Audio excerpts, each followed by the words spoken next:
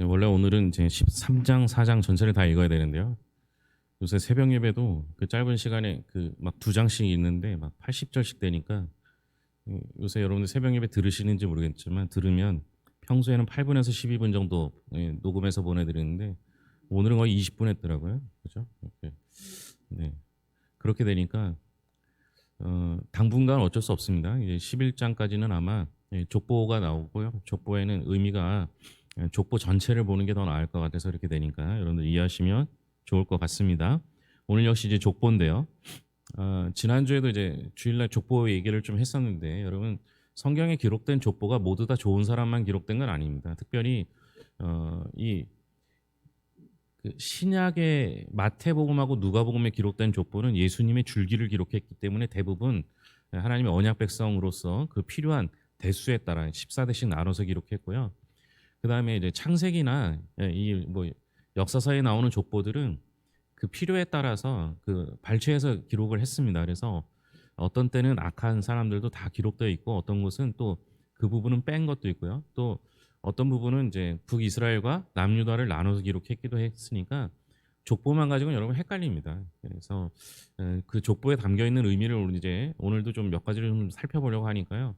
좀 귀 기울여서 들으셨으면 좋겠고 오늘 다 읽지 못했지만 문제를 나누면서 함께 또 읽게 되니까요. 그때 찬찬히 읽도록 그렇게 하겠습니다. 중요한 건 이 족보를 이야기하는 건 지난 주일에도 말씀드렸지만 하나님의 역사의 통치자라는 사실을 보여주는 겁니다. 그러니까 족보에 흐르고 있는 하나님의 역사성을 또 통치하심을 이해할 필요가 있는 거죠. 하나님께서는 택하셨고요. 또 그들을 통해서 하나님의 나라를 이루어 가셨습니다. 특별히 이스라엘에 있어서 중요한 것이 있다면 이스라엘의 그러니까 야곱의 12아들로 시작돼서 나중에 아담의 계보까지 이루어지는 게 중요해요. 그리고 아담에게 하나님께서 왕위를 계승하도록 그러니까 너의 후손들을 통해 자손들을 통해서 왕이 계속 이어질 것을 이야기를 합니다. 그런데 오늘 말씀에 보면 그 부분이 이어지고 있어요. 그러니까 하나님께서 우리에게 약속하신 것은 시간이 지나면 반드시 성취된다라는 사실을 보여주고 있고요. 지금까지 약속이 성취되었다라는 것은 하나님께서 약속하신 또 다른 약속도 성취될 거라는 믿음을 요구하는 거예요. 그러니까 우리가 약속의 성취의 과정을 보는 것도 중요하고 그 약속의 성취의 과정을 봄으로 말미암아 앞으로 이루어질 약속도 믿는 것 이것도 꼭 필요합니다. 더불어 우리는 그 약속의 끝이 아니라 약속의 중간에 있어요. 그러니까 하나님이 내게 하신 약속이 이루어짐으로 역사가 끝나는 게 아니잖아요. 그죠? 하나님께서 나를 약속의 끝을 보게 하시는 분이 아니라 약속의 중간을 보는 거예요. 다시 말하면 내가 하나님의 약속이 나를 통해 이루어짐으로 말미암아 다른 이들이 또 다른 믿음을 가질 수가 있어요. 즉 나는 약속 더 깊은 말로 하면 하나님의 언약의 통로가 된다는 사실을 좀 알았으면 좋겠습니다. 유다 지파의 언약 자손 계보는 포로기 이후에도 지속이 되죠. 우리가 3장만 읽었는데 3장이 그 내용입니다. 다윗의 아들 중에 누가 왕위를 이어받는지 3장 5절입니다. 같이 읽겠습니다. 예루살렘에서 그가 낳은 아들들은 이러하니 시므아와 소밥과 나단과 솔로몬과 네 사람은 다 암미엘의 딸 바수아의 소생이요. 여기서 누가 왕위를 이었는지 여기에는 설명이 없죠. 우리는 알죠. 다윗 다음의 왕이 누구예요? 솔로몬이에요. 솔로몬은 누구의 딸입니까? 누구의 아들입니까? 밧세바, 그죠? 밧세바잖아요. 예, 그렇죠? 근데 여기 뭐라고 나왔어요? 바수아. 예. 이게 바수아 이렇게 할 때는요. 그 바디메오 들어보셨죠? 예. 바디메오의 예. 바가 예. 그 누구누구의 아버지 또는 그러니까 이제 디메오의 아들 바디메오 이렇게 된 거거든요. 그러니까 밧수아는 이 밧은 딸을 의미해요. 딸. 그러니까 여기서는 수아의 딸이라는 거죠. 여기서 보면 그 창세기의 38장에 보면요. 밧수아는 가나안 여인으로서 유다의 아내이기도 한데요. 여기서 밧수아를 말하는 건 밧세바의 또 다른 이름입니다. 그러니까 수아의 딸이 밧세바였던 거예요. 이 성경에 안 그래도 사람 이름하고 지명 이름 나오면 그럼 재미가 없잖아요, 그죠? 그런데 그 히브리어를 좀 이해하실 필요가 있는 게 히브리어는 애초에 자음이 없어요. 그러니까 모음만 있어요. 예. 그러니까 자음은 임의로 붙입니다. 그 자음은 5가지밖에 없고요. 예, 그것도 후대에 하도 헷갈리니까 자음을 그러니까 원래 히브리어에 보면 이렇게 상형 문자처럼 써 있잖아요. 우리는 이렇게 쓰죠. 히브리어는 이렇게 거꾸로 쓰거든요. 상형 문자처럼 돼 있고 그 밑에 뭐 이런 거 써 있고 점 찍어져 있고 이게 모음이거든요. 이게 모음 후대에 헷갈리지 않기 위해서 해놓은 거예요. 그러니까 우리가 이름이 비슷하면 똑같은 사람일 수도 있어요. 그런데 이름이 똑같아도 다른 사람일 수 있거든요. 왜냐하면 여러분 우리나라에 요한이라는 이름이 몇 명이나 될까요? 예? 예? 제가 2천 명 정도가 아니에요. 어마어마하게 많아요. 예, 제가 학교 다닐 때 이요한만 3명이었거든요. 그러니까 성까지 똑같은 사람도 3명이었어요. 게다가 한 명은 저랑 같이 수업을 들었어요. 예, 군대 갔다 오는 바람에 우리 선배였는데, 그러니까 이름만 가지고는 알 수 없어요. 그러나 여기서는 예, 솔로몬의 어머니가 밧세바였다는 건 명확합니다. 그죠? 우리가 밧세바라는 건 알잖아요.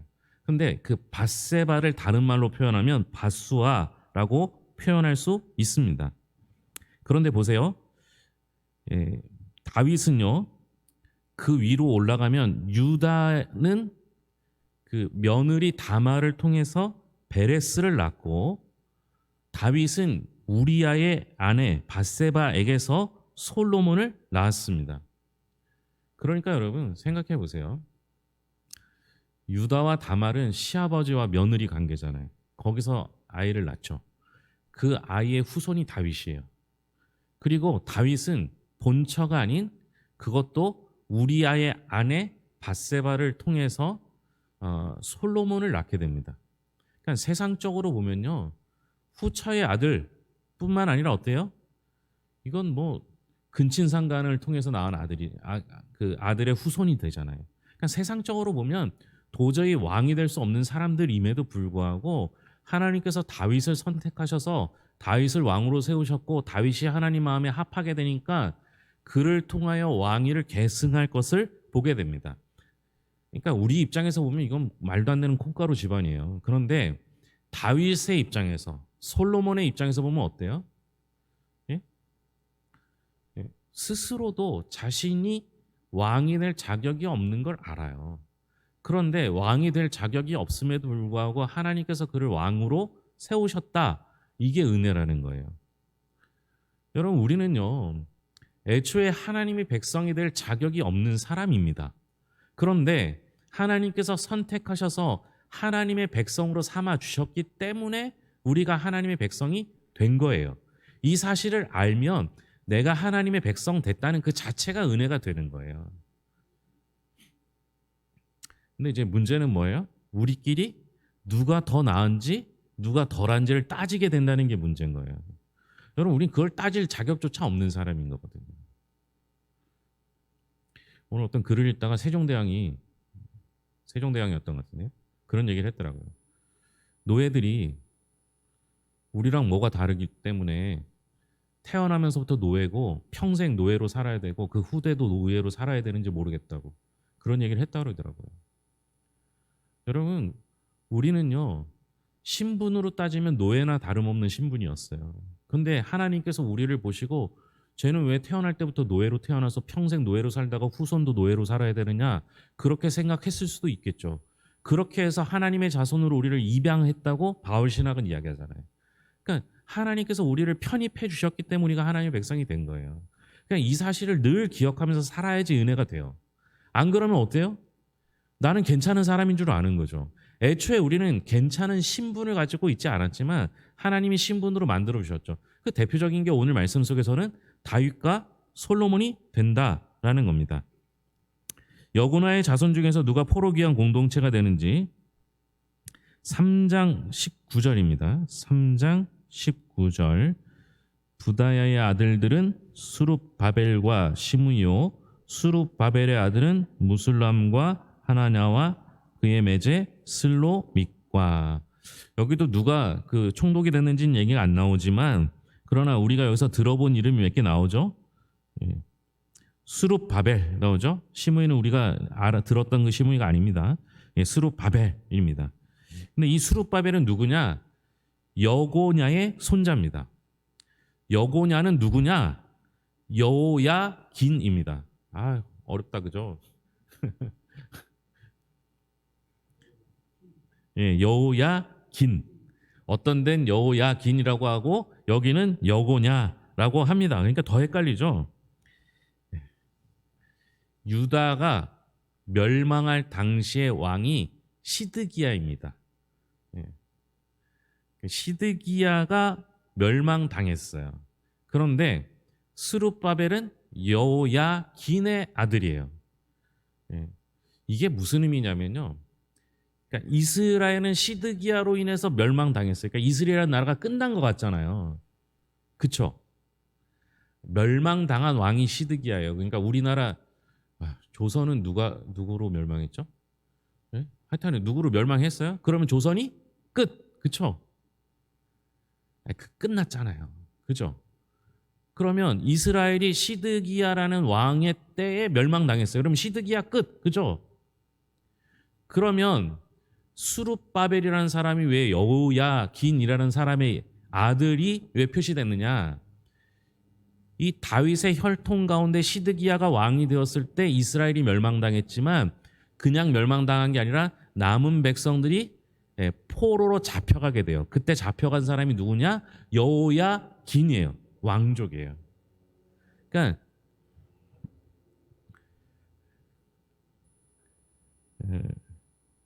이 여호야긴이 예루살렘이 패망하기 이전에 바벨론 포로로 잡혀갑니다. 그러니까 이제 멸망할 때 잡혀간 게 아니라 시드기야로 멸망하는데 그 전에 왕족이 잡혀간 거예요. 그러니까 멸망당할 당시에 있었던 왕이 아니라 잡혀간 왕이에요. 그 전에.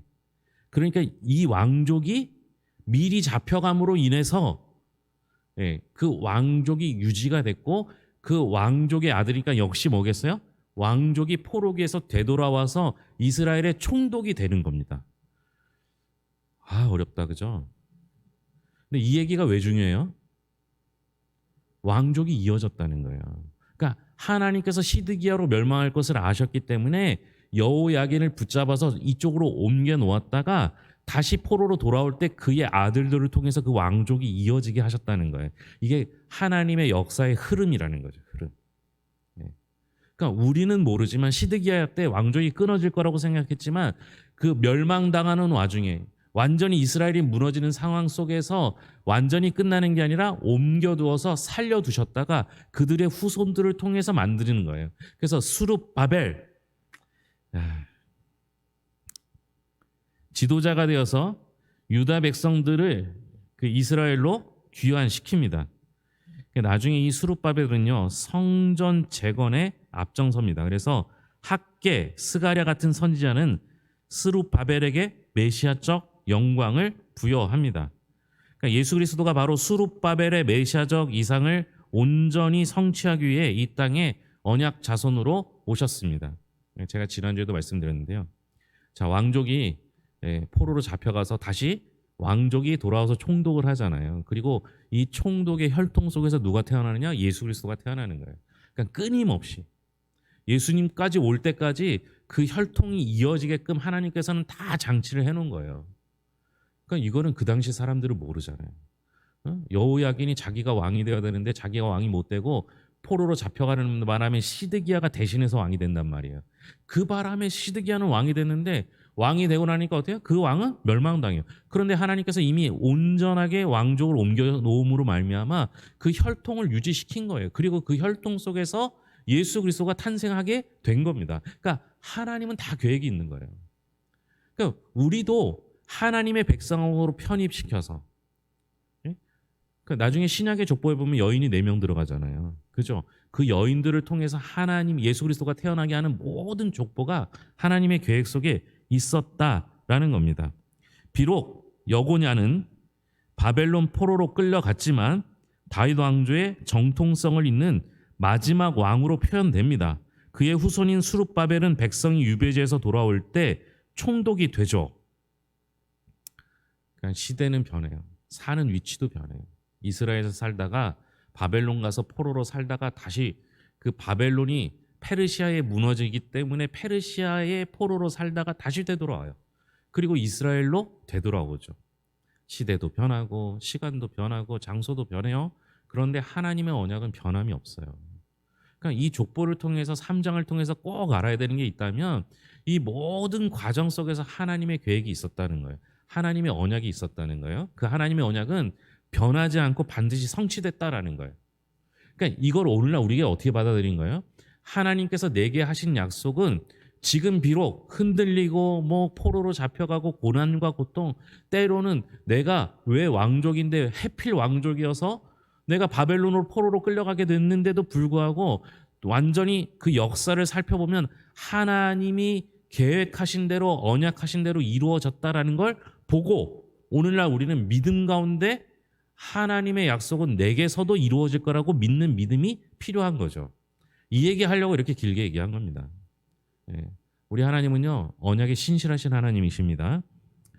하나님은 백성의 결핍과 필요를 외면하지 않으시는데요. 4장에 보면 이제 4장 9절과 10절 보겠습니다. 4장 9절과 10절입니다. 같이 읽겠습니다. 야베스는 그의 형제보다 귀중한 자라. 그의 어머니가 이름하여 이르되 야베스라 하였으니 이는 내가 수고로이 낳았다 함이었더라.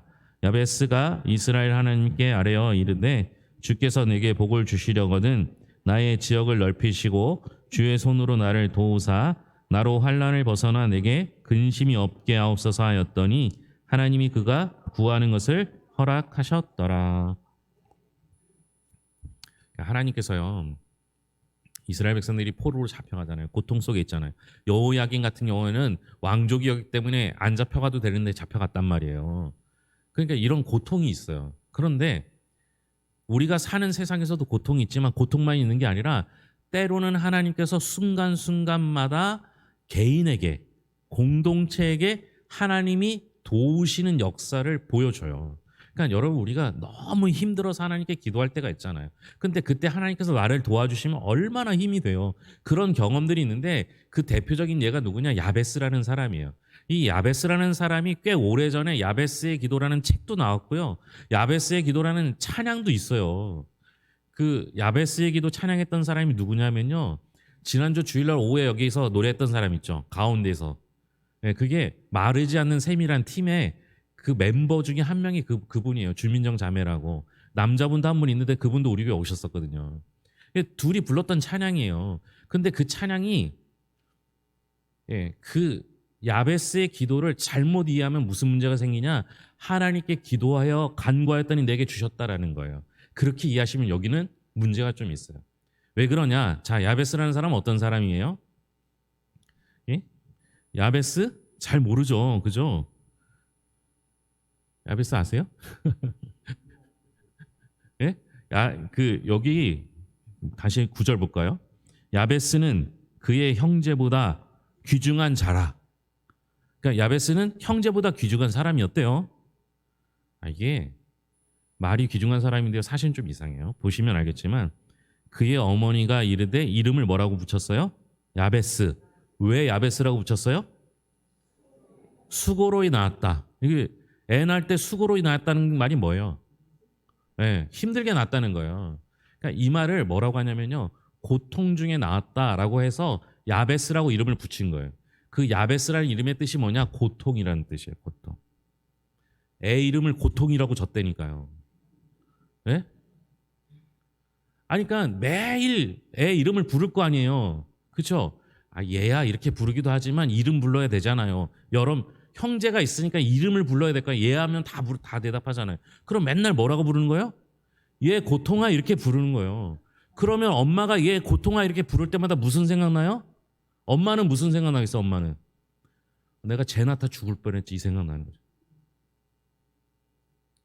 애는 맨날 엄마하고 온 동네 사람이 뭐라고 불러요? 얘 고통아 이렇게 부르는 거예요.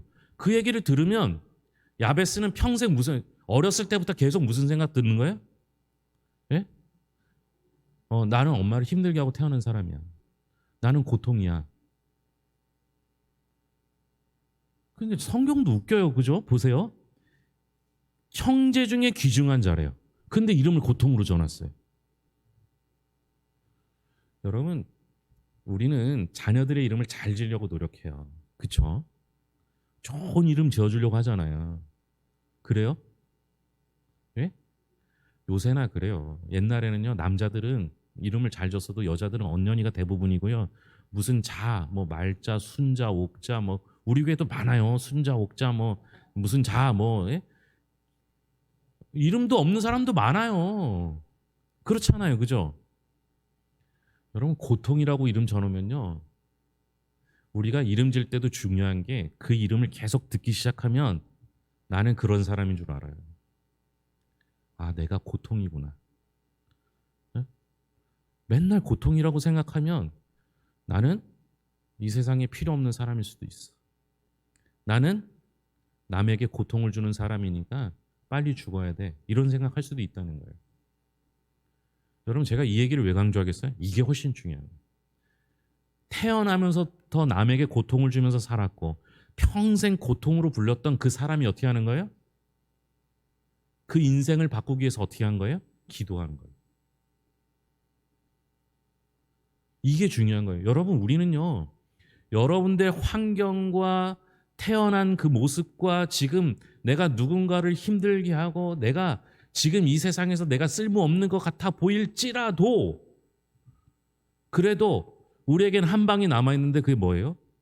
기도하는 거예요. 기도하는 거예요.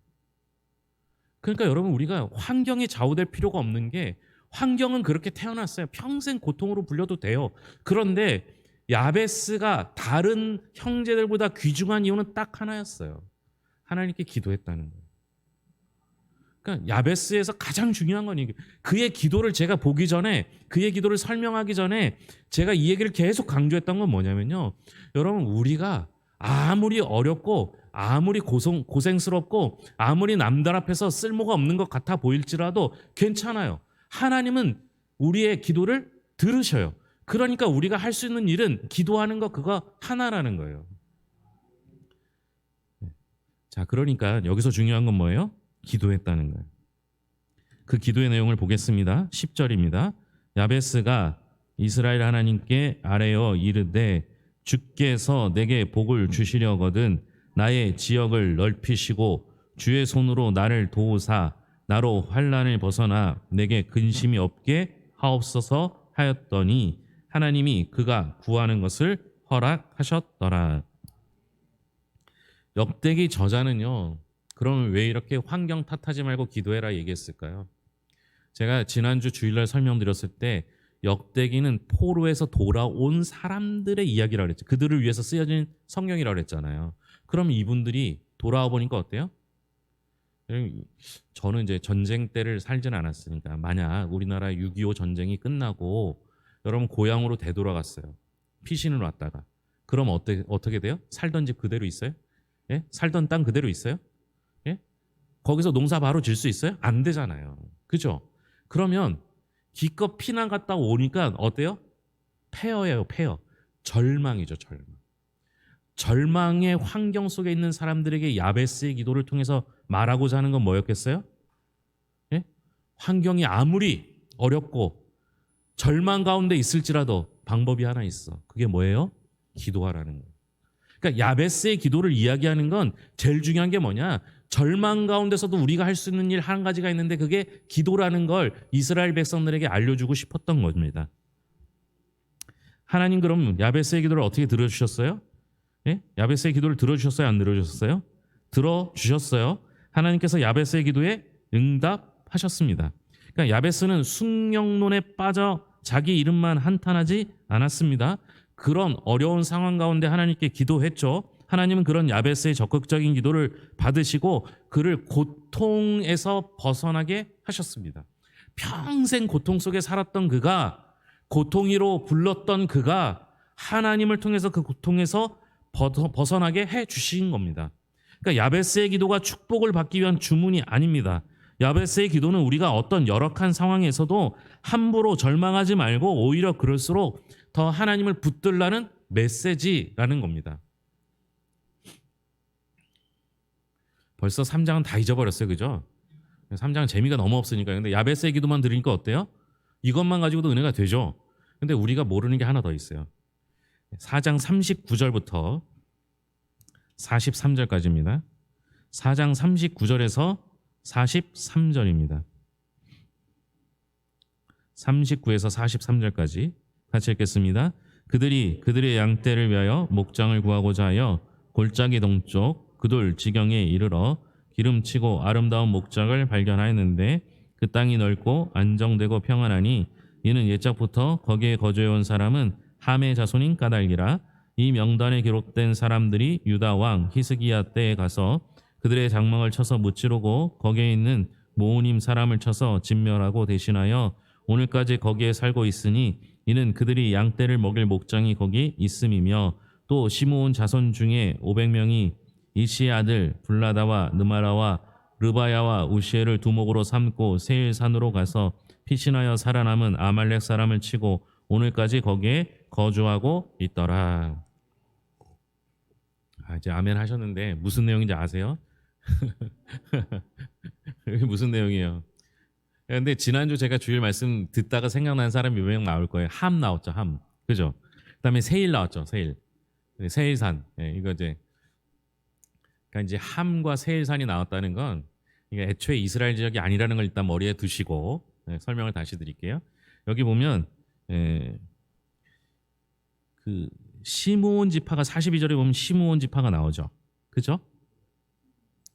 그러니까 이게 또 못 알아들을 것 같은데 이스라엘 백성들이 가나안 땅에 들어갔을 때 땅을 분배해요. 오늘 이게 배경을 얘기하기 때문에 좀 설명이 긴데요. 땅을 분배하자는 게 나눠서 12지파 나누고 그리고 레위 지파는 어떻게 했어요? 레위 지파는 없는 게 아니에요. 성읍을 줬어요. 성읍을. 성읍을 주는데 어떻게 줬냐? 왜냐하면 지파마다 예배를 드려야 되니까 제사장에게 성읍을 줘요. 48성읍을 줘요. 그러니까 그 레위는 모여 사는 게 아니라 예배를 인도하기 위해서 따로따로 떨어져서 사는 거예요. 그러니까 레위 지파는 땅 안 줬다 이게 아니라 성읍을 줬어요. 성읍. 나중에는 이 레위 지파가 타락해서 그 백성들의 땅을 빼앗아서 이제 그 어려울 때 이렇게 뭐 고리대금업을 하든지 갖고 땅을 사요. 그래서 땅을 그 보유하고 있었던 레위인도 있었어요.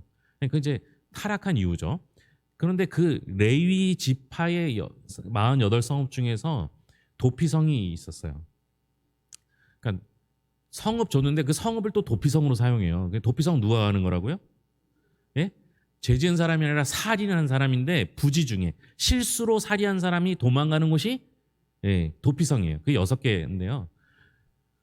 거기 그 성읍을 그냥 지파에서 뺏어 준 게 아니라 누구 성읍을 준 거냐면요. 레위인들의 성읍을 준 거예요. 이게 너무 길어지나요? 그런데 유다 지파가 땅을 좀 넓게 분배받았어요. 그리고 시므온이라는 지파를 분배하다 보니까 땅이 없어요.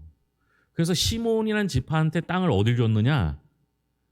유다 땅 경계 안에다가 줬어요. 그러니까 유다 지파를 먼저 주고 나서 땅이 없으니까 시므온한테 또 시므온이 사람이 적었어요. 그래서 유다 땅 안에다가 땅을 줬어요. 그러다 보니까 시간이 흘러가다가 어떻게 됐느냐? 시므온이라는 지파가 유다 지파에게 흡수되는 상황이 생긴 거예요. 그러니까 시므온 지파는 이제 거의 다 사라졌어요. 다 시므온 지파 사람들이 유다 지파가 돼가는 거예요. 땅도 별로 없죠. 지파도 다 빼앗겼죠. 사람도 별로 없는 거예요. 그러니까 시므온이라는 지파가 이제 없어질 위기에 생긴 거죠. 그러니까 쉽게 말하면요, 괴산은 땅은 넓은데요. 이제 증평이 발전하면요, 우리 괴산이 다 증평으로 흡수되는 거예요. 이런 식이 된 거예요. 그러니까 뭐 우리는 맨날 앉아갖고 괴산은 맨날 나라에서 투표해갖고 뭐 여당이 안 되니까 우리 괴산은 뭐 찬밥이니까 맨날 다 좋은 건 증평 주고 우리는 안 줘갖고 우리가 이렇게 됐다 이렇게 할 수 있겠죠, 그죠? 그러니까 예를 들면 그렇다는 거예요. 예를 들면 아니 우리 지파가 우리 그 좋은 건 다 증평 주고 우리는 아무것도 안 줘. 괴산은 아무것도 안 줘요. 그러면은 불만이 있어요, 없어요? 있겠죠. 그리고 점점 사람들이 증평이 더 좋아지니까 길도 좋아지고 다 좋아지고 거기가 경기도 좋으면 어떻게 해요? 예, 괴산 사는 사람들이 괴산 안 살고 다 증평으로 이사 가려고 한단 말이에요. 그러면 점점 어떻게 돼요? 시간이 지나면 지날수록 괴산 사람은 없어지는 거예요. 숫자가 지금은 괴산이 조금 더 많거든요. 증평보다. 근데 이게 반복되면 어떻게 돼요? 이제 괴산 사람이 줄고 증평 사람이 많아지면 이제 증평 사람들이 괴산 사람을 너네 그러지 말고 증평 사람 해. 이렇게 될 수 있는 상황이 생기잖아요. 시몬이 딱 그런 상황이었어요. 그러니까 아까 야베스처럼 환경 탓할 수 있는 현상이 됐다는 거죠. 그런데 그 시몬이라는 사람들이 어떻게 하냐? 조금 전에 읽었던 39절에 보면 보세요. 그들이 그들의 양떼를 위하여 목장을 구하고자 하여 골짜기 동쪽 어디로 갔대요? 그돌 지방으로 갔대요. 그돌. 이게 그돌 지방이요. 예. 보세요. 40절 기름지고 아름다운 목장을 발견하였는데 그 땅이 넓고 안정되고 평안한 이인 옛적부터 거기에 거주해온 사람은 누구의 자손이래요? 함의 자손. 그러니까 이방 땅이에요. 그죠? 그리고 42절에 보면 또 시몬 자손 중에 500명이 이시 아들 블라다와 느아라와 느바라 우시엘을 두목으로 삼고 세일산으로 가서 피신하여 살아남은 아말렉 사람을 어떻게 했대요? 치고 오늘까지 거기에 거주하고 있다. 그 땅을 뺏은 거예요. 그러니까 유다 지파에 속해서 유다 지파에 완전히 흡수되는 줄 알았는데 그 시므온 지파 사람들 중에 일부가 자신의 땅, 그 애초에 주었던 그 땅을 벗어나서 그돌 지역과 그리고 여기 세일산으로 가서 그곳의 땅을 빼앗아서 자기 지파의 지경을 넓힌 거예요. 이게 또 포로에서 돌아온 사람들한테 무엇을 얘기하는 거예요? 스스로 개척할 수 있는 힘이 있다는 걸 알려주는 거예요. 시므온 지파는 제일 작은 지파예요.